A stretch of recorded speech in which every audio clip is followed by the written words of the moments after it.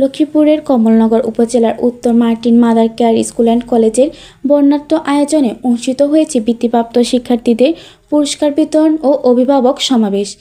রবিবার বিকেলে বিদ্যালয় মাঠে আয়োজিত আনোয়ার হোসেন মঞ্জুর সঞ্চালনায় এ অনুষ্ঠানের পরিচালনা করেন প্রতিষ্ঠানের পরিচালক জহিরুল ইসলাম রাজ। অনুষ্ঠানে প্রধান অতিথি হিসেবে উপস্থিত ছিলেন চরমার্টিন ইউনিয়নের সাবেক চেয়ারম্যান ও ইউনিয়ন বিএনপি সভাপতি ডাক্তার আলী আহমেদ এবং সভাপতিত্ব করেন বিশিষ্ট সমাজসেবক অজিউল্লাহ।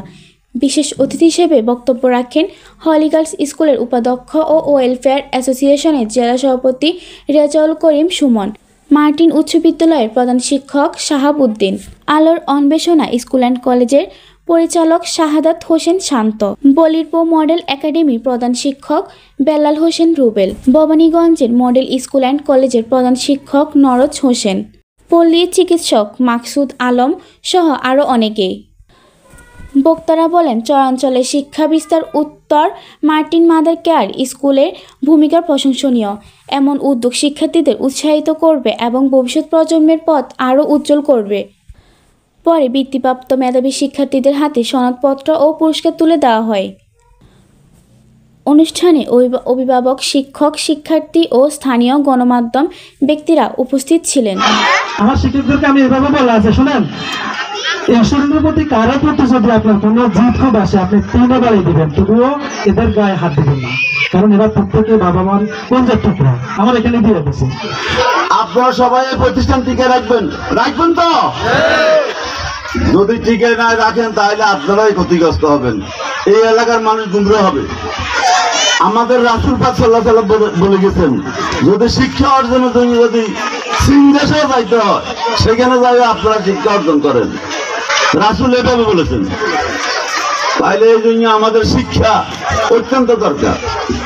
আর শিক্ষার মধ্যে 2টা ক্যাটাগরি আছে, একটা হলো সুশিক্ষা, একটা হলো কুশিক্ষা। আজকে যারা দুর্নীতি করেছে আমাদের দেশে, হাজার হাজার কোটি টাকা লুটপাট করেছে, তারাও শিক্ষিত লোক। আজকে দেশকে ধ্বংস করে দিয়েছে তারা অতি বড় বড় উচ্চশিক্ষিত লোক। আমাদের গ্রামের কৃষকগুলো তো এই কোটি কোটি টাকা আত্মসাৎ করে নাই। যারা উচ্চশিক্ষিত হয়েছে তারাই এই টাকাগুলো আত্মসাৎ করেছে, আমাদের দেশকে পূর্ণ করে দিয়েছে। তারা শিক্ষা নামের কলঙ্ক, তারা দুর্নীতিবাদ শিক্ষিত। এই দুর্নীতি শিক্ষা অর্জন করার কোনো প্রয়োজন নাই, এগুলো একটা ভাইরাস। আপনি নিয়োগ করতে হবে আজকে অভিভাবকদেরকে যে আমার সন্তানকে আমি সুশিক্ষা করতে হবে। আমার সন্তান এই এলাকার, এই দেশের একজন থানার ওসি হবে, এইখান থেকে ঘুষ বন্ধ করতে হবে, ওসি সাহেব একজন ডিসি হবে, সেইখান থেকে ঘুষ দুর্নীতি বন্ধ করতে হবে। একজন চেয়ারম্যান হবে, সেখান থেকে বয়স্ক ভাতার টাকা দেওয়া, বিজিডি কার্ডের টাকা নেওয়া, রিলিফের টাকা নেওয়া, বিভিন্ন আপনার বাবে টাকা নেওয়া, এগুলো বন্ধ করতে হবে সমাজ থেকে। আপনাকে নিয়োগ করতে হবে। আমার ছেলে ডাক্তার হবে, সেখানে ঘুষ দুর্নীতি বন্ধ করতে হবে। আমার ছেলে এই দেশের প্রধানমন্ত্রী হবে, এই দেশ থেকে ঘুষ দুর্নীতি দূর করতে হবে। তাহলে সেটা হলো শিক্ষিত। গভর্নমেন্ট আমাদের কাছ থেকে ধারণা নিয়েই তার শিক্ষা প্রতিষ্ঠানগুলোকে এগিয়ে নিয়ে যাচ্ছে। অর্থাৎ দেখেন, যে ডায়েরি, ড্রেস আপ, তারপরে আপনার আইডি কার্ড, এই যে নতুন নতুন চিন্তাগুলো, এগুলো কিন্তু বাংলাদেশে আমরা প্রাইভেট স্কুলগুলোই শুরু করেছি।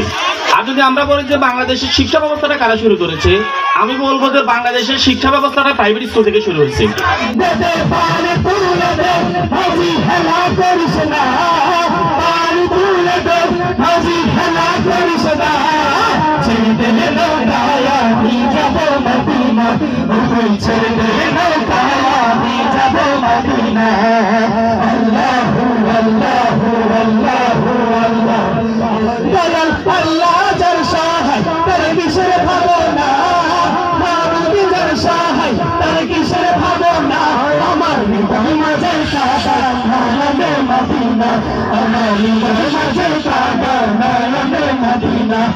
নয়নে